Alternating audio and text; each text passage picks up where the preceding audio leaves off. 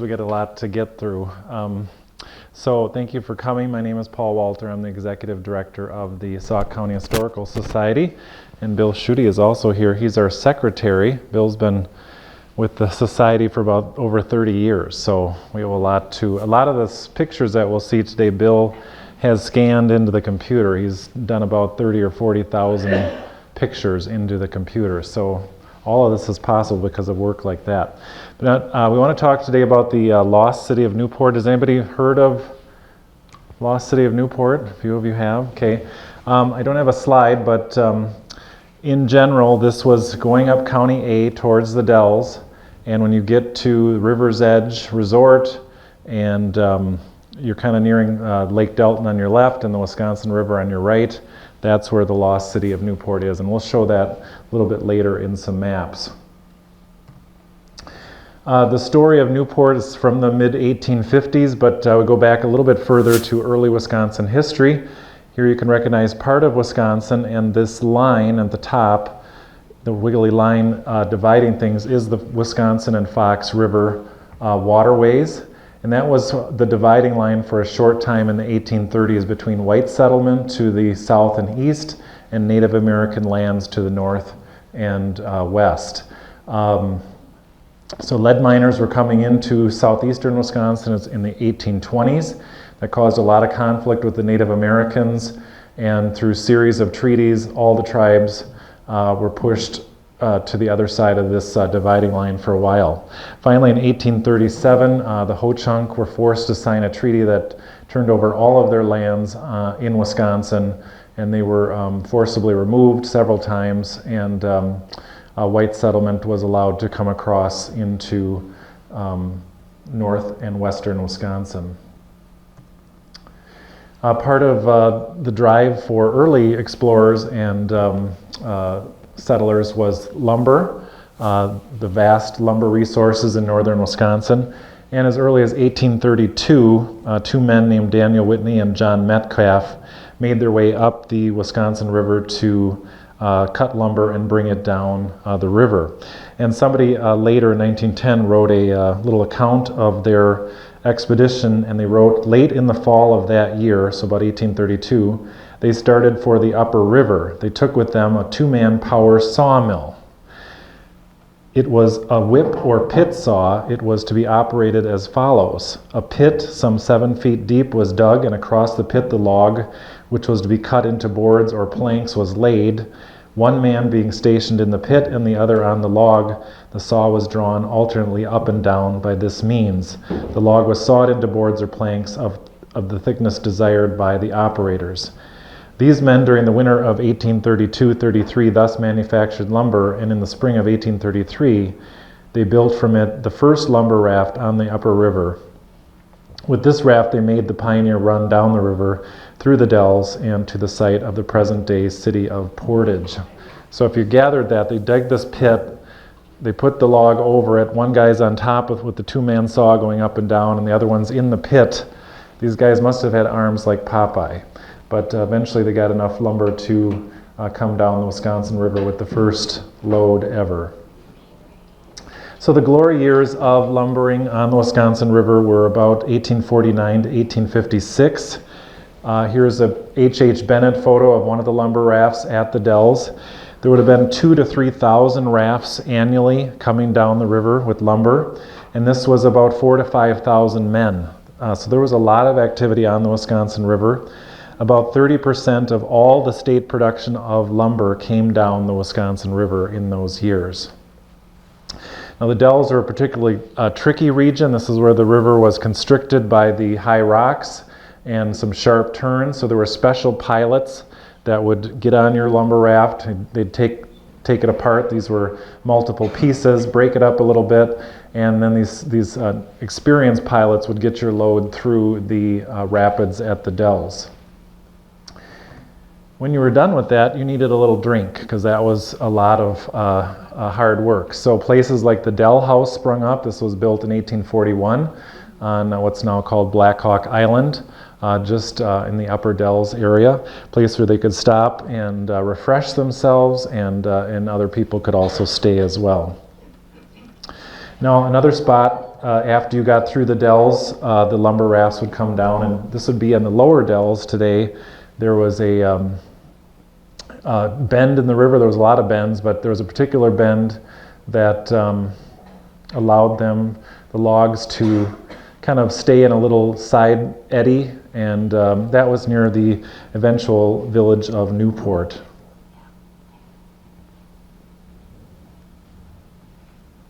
This is a picture of the first federal survey sketch map for the area that would eventually include the village of Newport and places like Lake Delton today. So when the land was opened up for settlement, the federal government had to send surveyors in here to turn it into squares so that it could be sold properly and everybody knew what was being bought and sold. So they noted the natural features and then put the grid of squares on top of it. Each square is 1 mile in width and height. Right in the center here, this swampy area, this is Dell Creek going through, and this swampy area is today where Lake Delton was built. So that was already kind of a swampy, marshy area to begin with. And then we see Dell Creek emptying into the Wisconsin River. Wisconsin Dells today would be up here. So by 1840, Sauk County was established as a separate geographical entity, and county government started a few years later. So in 1841, some settlers started making their way to the area, and in the spring of 1841, John Meade, J.B. McNeil, and Samuel Bradley located at the mouth of Dell Creek and opened up fields to the south of that area. So here where Dell Creek meets the Wisconsin River, they thought, hey, this is a great spot to start a settlement. They can eventually make a dam on Dell Creek and also service all of these lumber rafts and lumbermen coming down the Wisconsin River. They've made it through the worst part of it. They can regroup and get some supplies and make their way on down the rest of the Wisconsin River.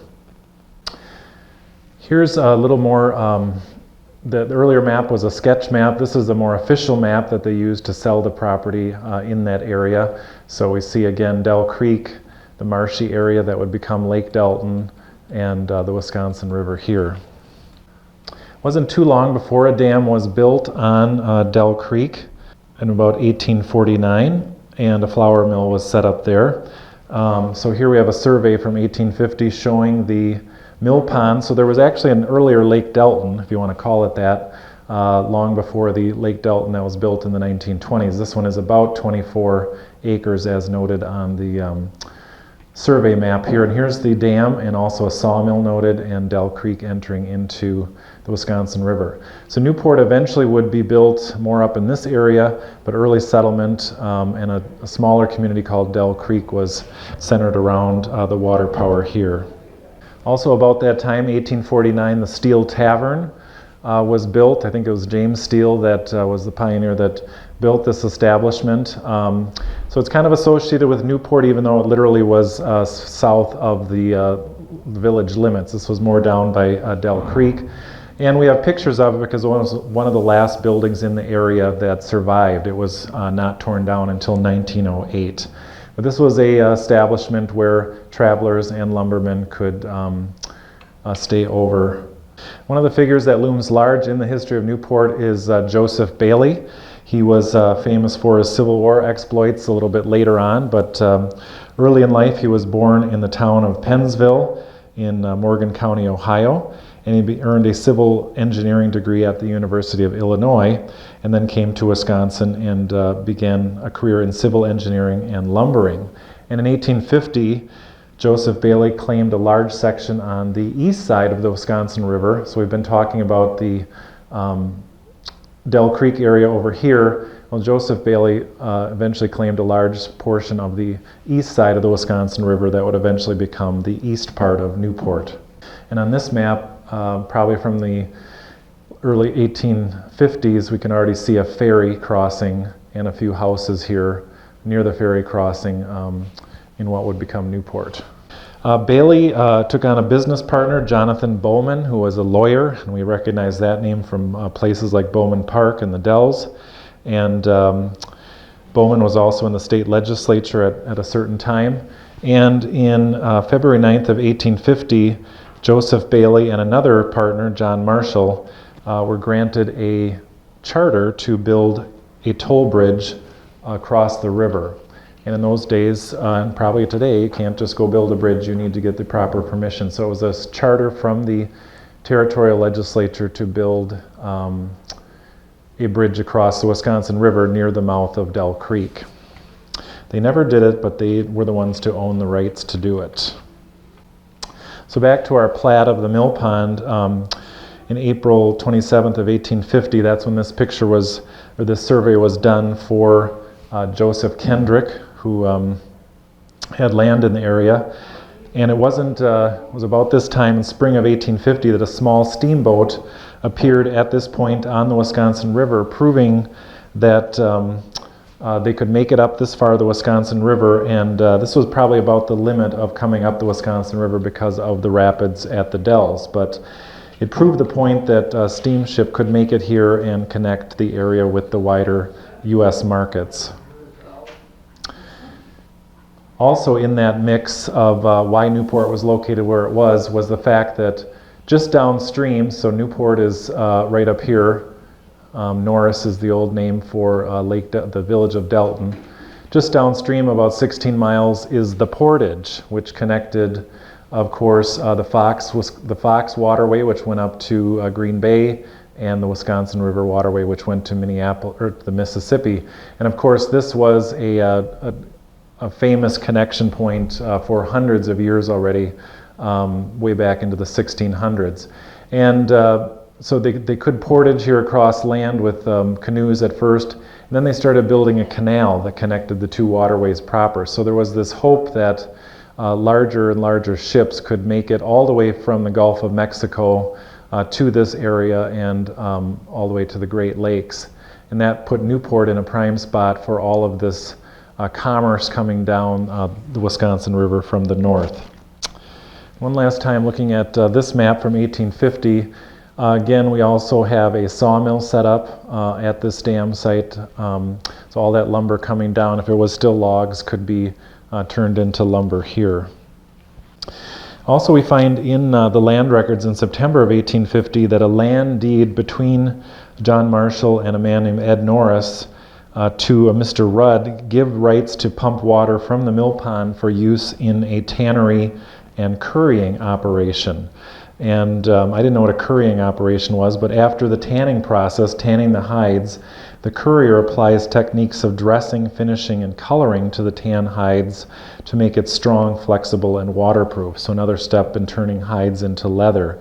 The leather is stretched and burnished to produce a uniform thickness and suppleness, and dyeing and other chemicals give the leather its desired color. So all that to say that there were other operations going on here with this water power as early as 1850. Well, the real hope in establishing a community here, not only with the water access down the Wisconsin River and up the Fox, was that there were hopes that a railroad would cross the river in this area. And Jonathan Bowman and Joseph Bailey made overtures to the La Crosse and Milwaukee Railroad, which was headed by Byron Kilbourne, to get the river to cross at Newport. So Byron Kilbourne figures large in our story. Here's a map, first off, of the Milwaukee and Mississippi Railroad. And this had been built earlier in the 1850s and just got into the southern part of Sauk County. Actually established the community that we know as Spring Green today. That was a railroad stop. But the rest of the county, with all the bluffs and all the hills, was really left at a disadvantage. It was a lot of work to try and get your goods down to the railroad at Spring Green.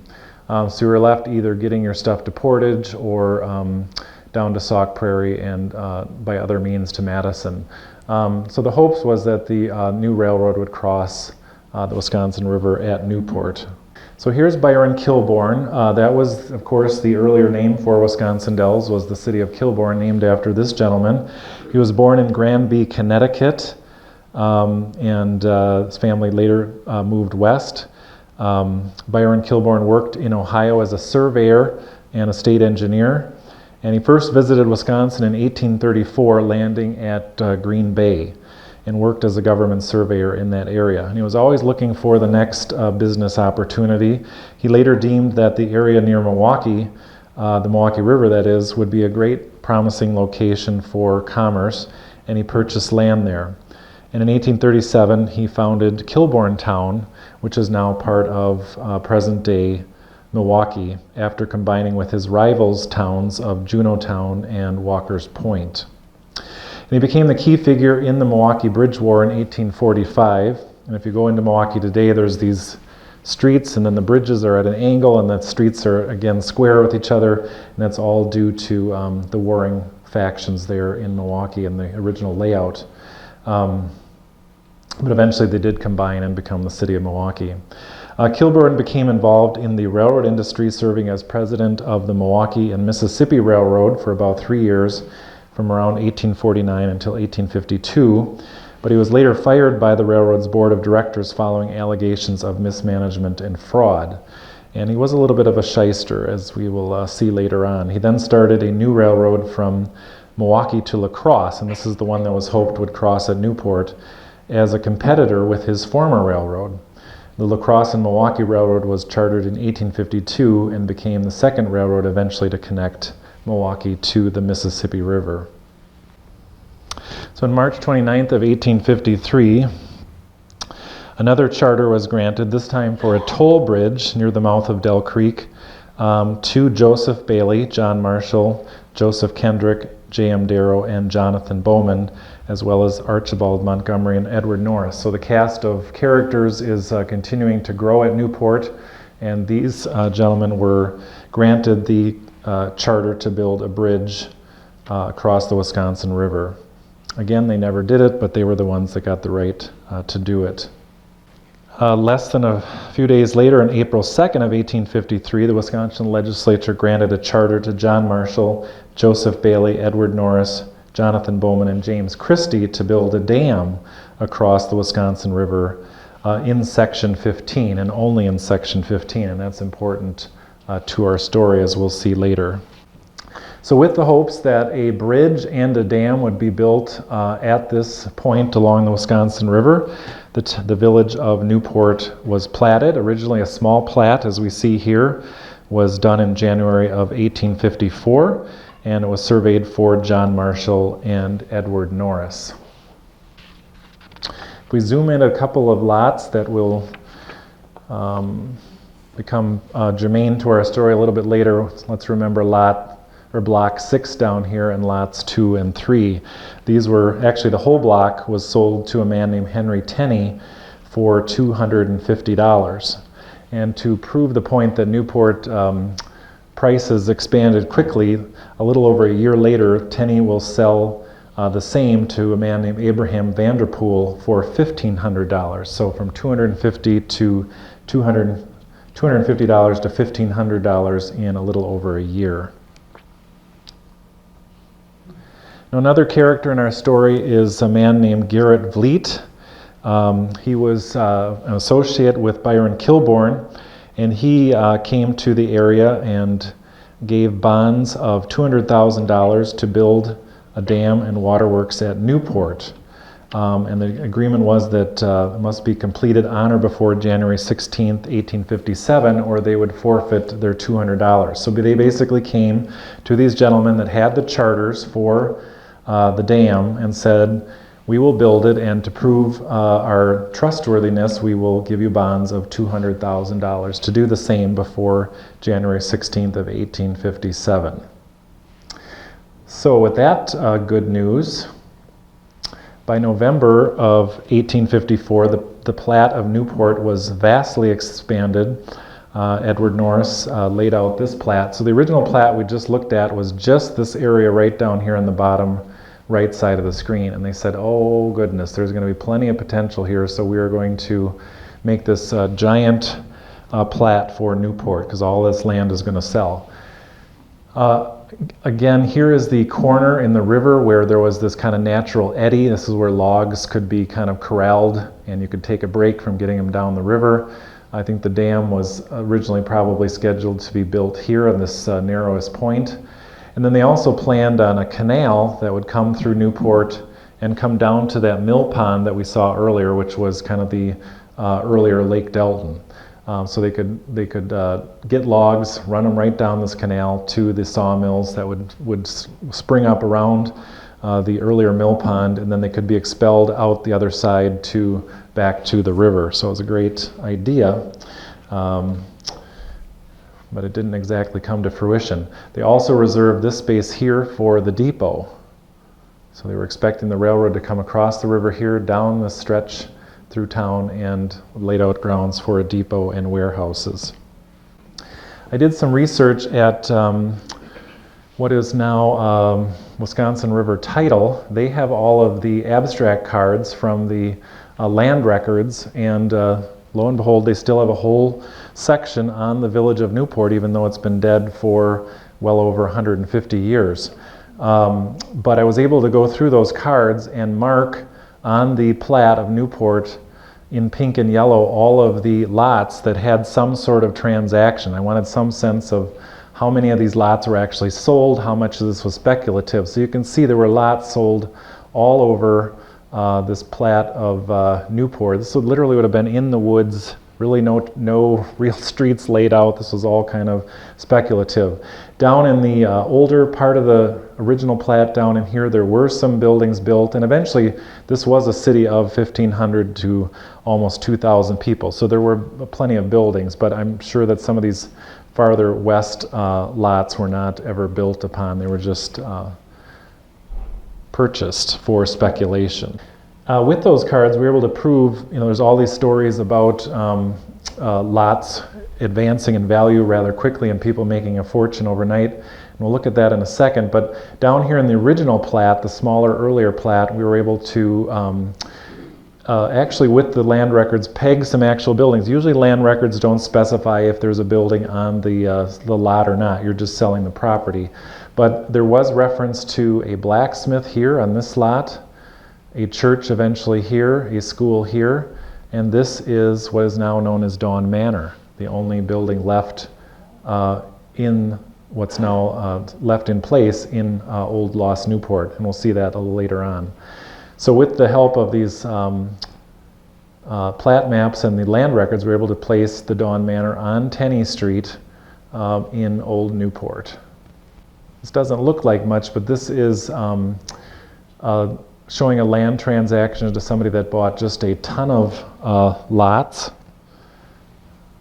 And if we compare two later entries, we see that a batch of lots, 19 lots in all, sold for $200 on November 9th of 1854.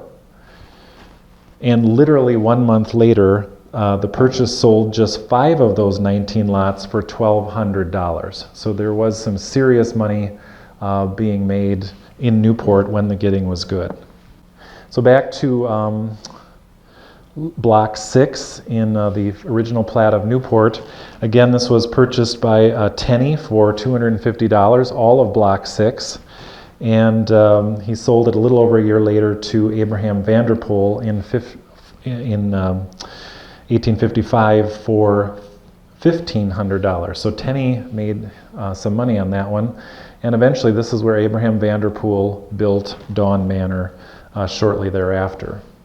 Here is a picture of Captain Abraham Vanderpool, who lives large in the history of Newport, later associated with Company E in the Civil War.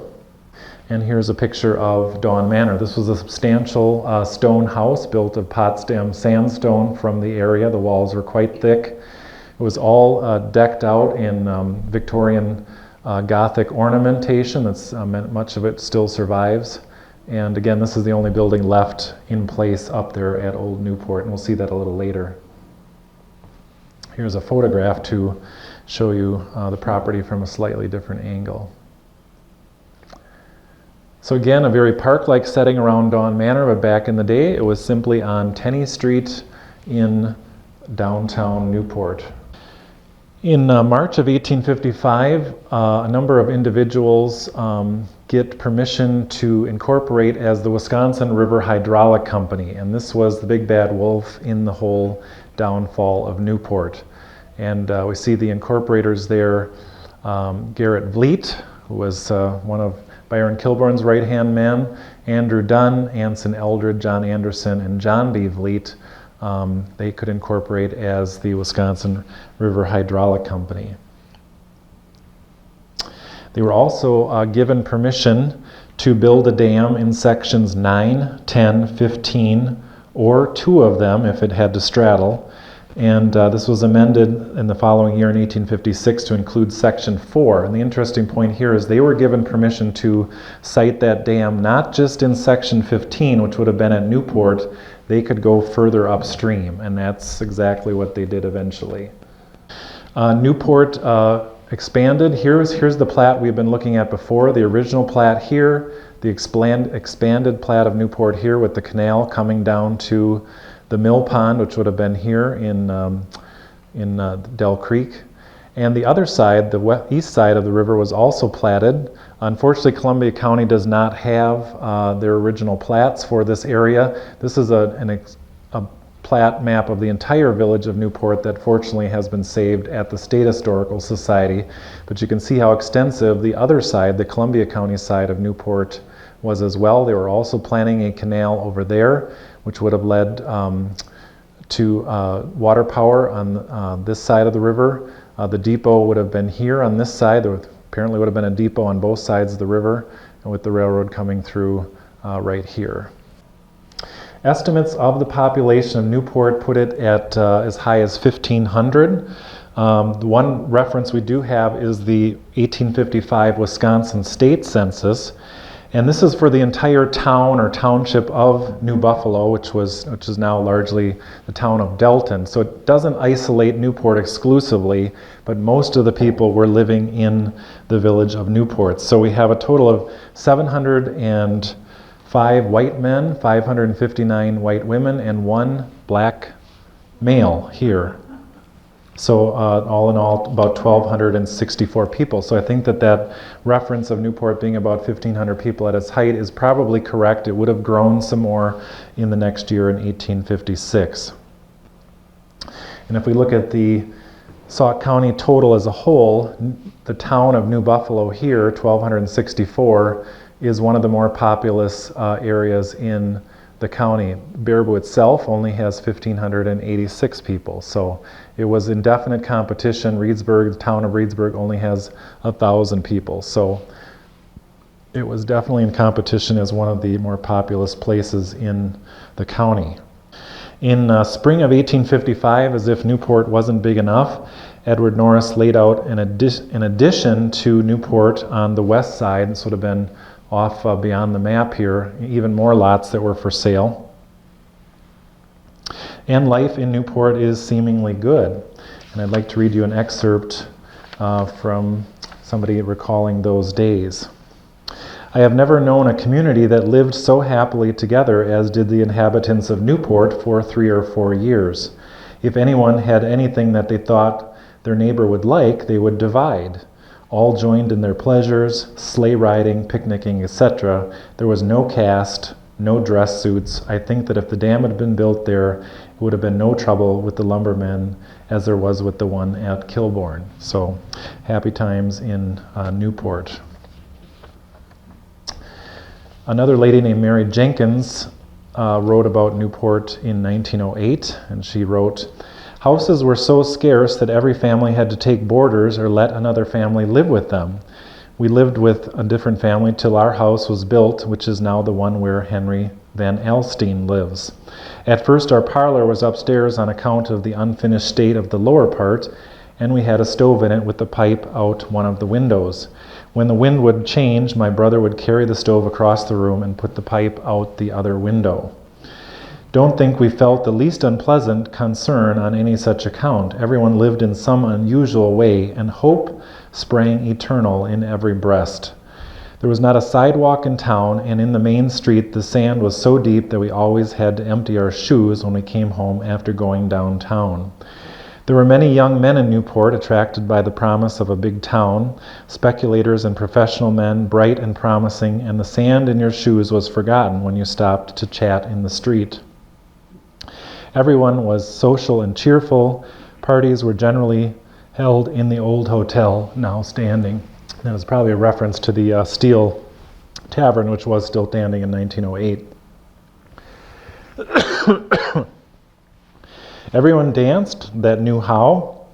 There were no class lines. Everyone that was respectable was welcome. But that does not mean that intelligence was not recognized and that there was not an inner circle quite as ready for the best things as now.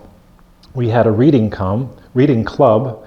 Van Steenwyck, then consul for the Netherlands, a bachelor, whose house was the one Mr. Kuhn lives in now, was the chairman. We took the best foreign magazines and the best of our country. So there was a little bit of culture in Newport and a lot of lively good times.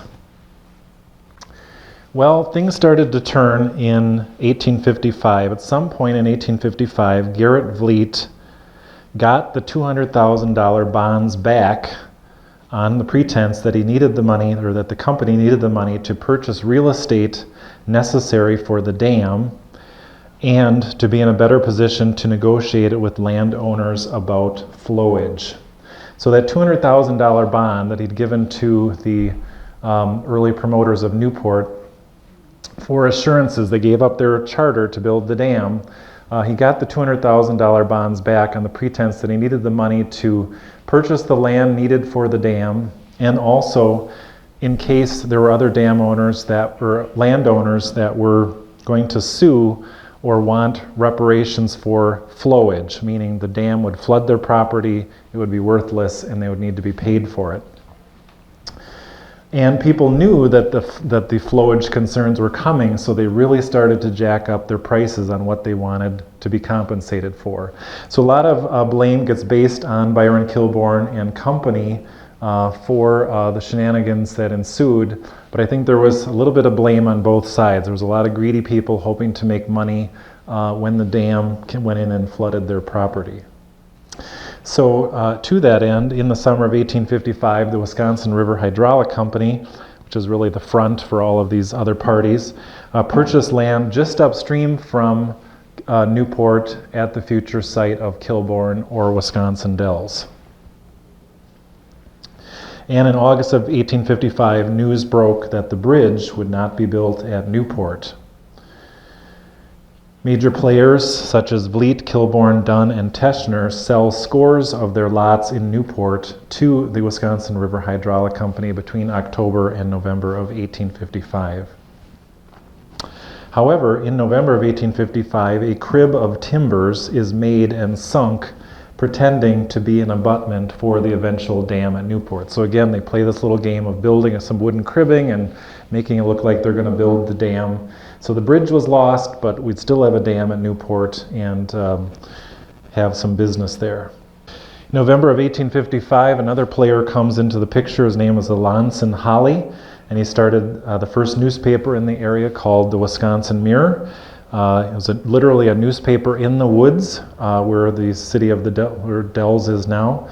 And even though for a few years or months he printed it as being the Wisconsin Mirror at Newport. He did a lot of propaganda work for the Wisconsin River Hydraulic Company, as well as trying to explain both sides of the story as to why the dam was moved. Really, the dam at Newport was not the best location. Where the dam was built further upstream between rock walls and on a rock foundation really was a more practical point. So we published the first edition of the Wisconsin Mirror in January of 1856. Eventually, the byline was changed to Kilbourne. By February of 1856, so a few months before this paper was printed, the first house was moved from Newport, the east side and the Columbia County side, to the future city of Newport, or Kilbourne rather. So the exodus has already begun.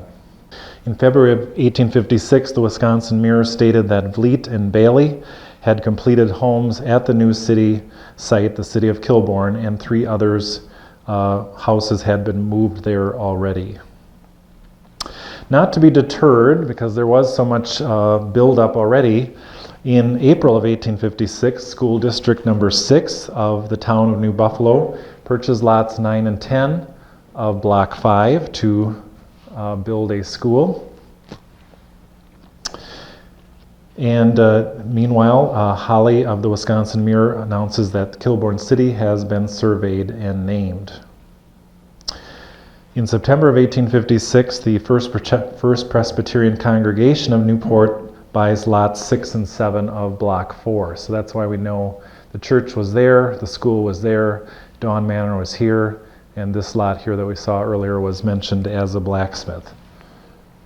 Well, this broadside didn't make people too happy in Newport. This came out in June of 1856, declaring that the railroad would cross at Kilbourne City. So, like it or not, that's where the railroad was going to cross. And the first public sale of lots at Kilbourne City went on sale in August of 1856, followed by a second sale of lots in Kilbourne City in October of 1856. In November of that year, the La Crosse and Mississippi Railroad signs contracts for construction of the railroad bridge at Kilbourne City to be completed by September of 1857. In early of 1857, there was a move to strike back in the Wisconsin legislative session. A move was made to repeal the dam charter held by the Wisconsin River Hydraulic Company, but that was not successful. By the end of 1857, the La Crosse and Mississippi Railroad is bankrupt due to scandal. Again, Byron Kilbourne involved in all of that. And also the financial panic of 1857 in the United States also led to the downfall of the railroad. It was, however, later reorganized as the Chicago, Milwaukee, and St. Paul Road. By April of 1857, we have a sheriff's sale going on in Newport, possibly the first. So these were lands that people had abandoned and weren't paying taxes on anymore, so they were sold at sheriff's sale as early as April of 1857, and also again in October and November of 1857. So the railroad was going to bypass Newport just to the east. They were petitioned, however, to build a short spur line and build a depot at Newport. And it was hoped that by having a depot, even though it was slightly off the main line, that would keep Newport alive. And later, somebody wrote this about the resurrection of Newport in 1857. In 1857, the railroad built a depot opposite Newport, or on the east side, and people became sanguine again, and we had a jubilee called a resurrection. They had a ball and supper in the large hall over Marshall's and Nickerson's double store. One lady made a cake, a small duplicate of the depot. I foraged among the farmers for provisions. Mrs. House on Webster's Prairie gave me a turkey. I could not say how old it was, but after it was dressed, it weighed over 30 pounds. Mrs. Schmitz, who lived near the hall, cooked it. She boiled it one day in a large wash boiler, then roasted it. It was fine. I do not think that a more jolly crowd ever got together, but as it turned out, it was more like a wake than a resurrection. People began to move away, many going to Kilbourne. So even though they did depot for a short while, the nails were already in the coffin for Newport. Now, they weren't completely exempt from trouble up at Kilbourne. The dam was put in, and in November of 1858, high waters carried out a large portion of the dam, and it had to be rebuilt. The following year, in 1859, the lumbermen coming down from the north with all of this lumber hated this dam, and they destroyed part of it so that they could get their logs through. So there was a constant battle there for a while.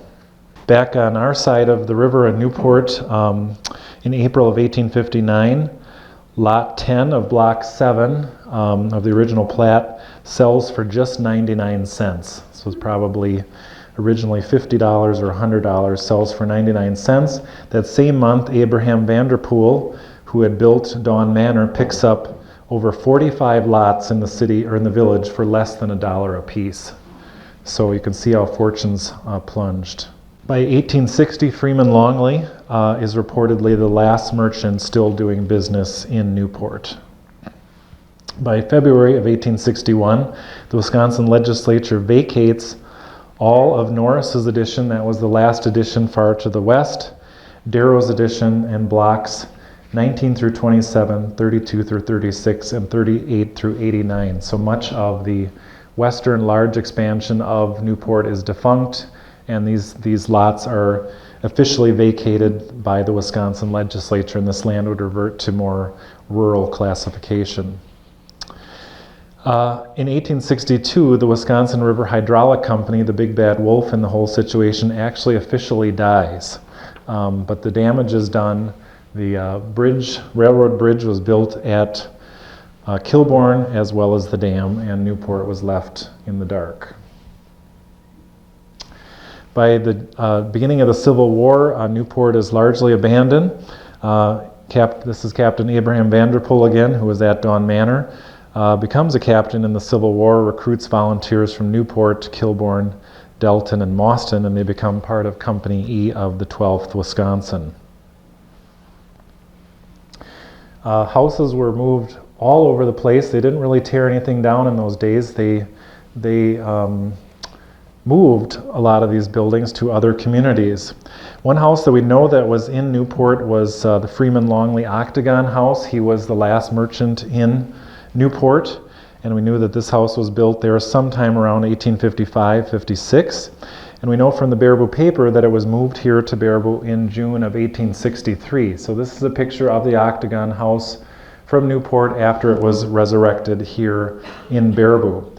So I can't imagine cutting this into sections. I can't imagine hauling it on County A today, a paved road, let alone what that road looked like in the middle of the Civil War, and bringing it all the way here to Baraboo. But waste not, want not, and the house was reconstructed here in Baraboo. And we'll see what happened to it a little bit later. By April of 1868, the Newport post office is officially discontinued. I'm surprised it actually lasted that long. Here's another house that was moved as late as 1871, all the way down to Prairie du Sac. They would partially demolish these houses, put the walls on top of each other, put the roof on top of the whole mess, and float them down the river to Prairie du Sac, where they'd be hauled out of the water and reconstructed. And one reason we know that it's of a certain age is this detail here is a certain style called the Greek Revival style, with this low-pitched roof and these little gable returns here that was popular at the time Newport was thriving. So at least 5 houses that we know of were moved all the way down to Prairie du Sac. And back to the Steel Tavern, one of the first buildings in the area and one of the last to remain. This sat vacant and abandoned all the way up until 1908 before it was torn down, either that year or the next. And again, Dawn Manor is the sole surviving building at the village of Newport today. So with modern computer imagery, we were able to do some neat things with Newport. So I was able to take the old plats of Newport down to the Sauk County mapping department, and they were able to help me overlay the original plats of Newport on the modern topography. Because I've always wondered where exactly was the village of Newport, and we have already learned that places like Dawn Manor sat on certain streets. So this is a LiDAR image, a radar type image of the Newport area. This is, of course, the Wisconsin River here. This is Lake Delton, part of Lake Delton here, and this is Highway A cutting across the picture. This area here on both sides, this is the breach that happened back in 2008, already 10 years ago, if you can believe it. This is when Lake Delton washed out by taking out part of Highway A and the land between it and the Wisconsin River. The dam was fine, but Lake Delton found a different way out. So that's a point of reference. And by the way, this is Dawn Manor right here. So if you can imagine, Tenney Street that it sat on went right through here, and this was all a grid of houses at the time. And here just another view of the breach as it is today, looking from County A. So right in this area, unfortunately we did lose some archaeological information when the breach went out. This was part of Newport, so all of that information was washed away, but a lot of it still remains. So back to our LiDAR image. Again, this is modern topography without buildings. I also wanted to look at these maps and see if any of these depressions line up with old lots in Newport, because apparently I haven't been in here, but people in the past that I've heard have walked in here, and you can still see cellar holes, lilacs, things from the time that it was a thriving village. But if we overlay the original plat of Newport on our imagery here, you can start to see how the grid laid out. A little hard to see, but here's one of the main streets. Here's Tenney Street that Dawn Manor sits on, and some of the cross streets going this way. If we add the current buildings, now these are the buildings today, you can see here is Dawn Manor. You can see it lines up perfectly with the lots in Block 6. And these are the old carriage houses that were later added to the estate of Dawn Manor. And the rest of these are all modern hotels and cabins along Lake Delton. But in particular, we're looking at how Dawn Manor, the last remaining building there, lines up. And if we add a few more things like Highway A, we can see how, I always wondered, did Highway A correspond with any of the streets in Newport? But it does not. It cuts rather randomly across the survey.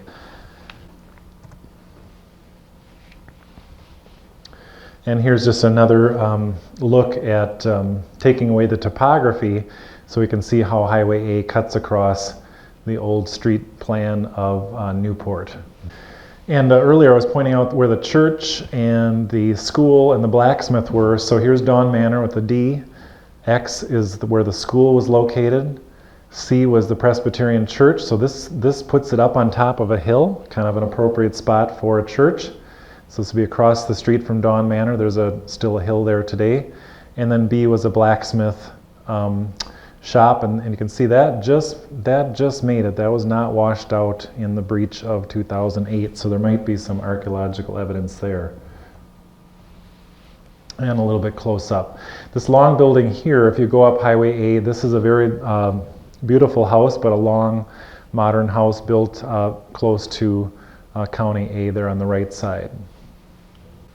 Looking at the other side of the river, we know less about the Columbia side of Newport, but here's the original plat of the Columbia side of the river. And again, they had grand plans to build this canal, and you're kind of wondering, why is it this shape? But if you overlay the modern topography, you can see exactly what they were dealing with.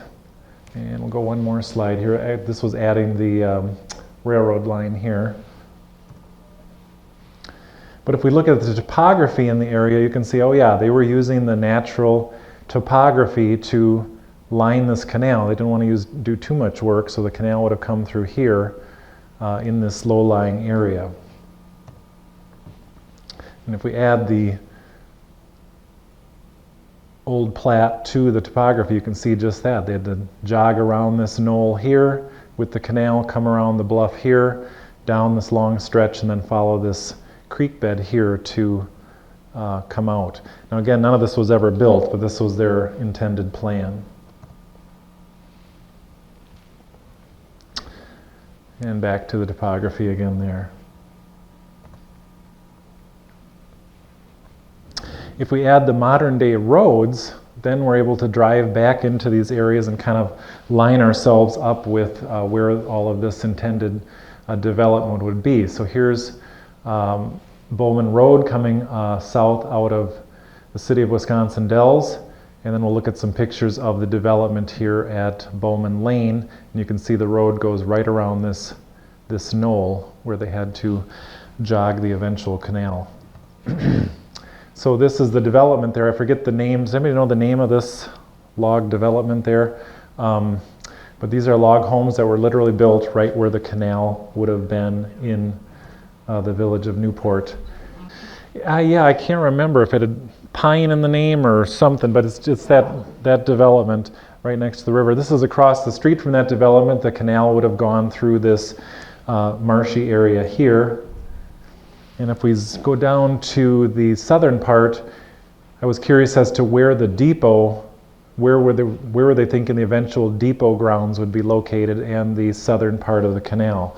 So that area is actually where the wastewater treatment plant is for the city of Wisconsin Dells today. And just to the left, this kind of grassy, marshy area would have been about where the depot area would have been. Back on our side, the Sauk County side of the river, a couple other things to point out. Here is County A, And here's Hiawatha Drive around current Lake Delton.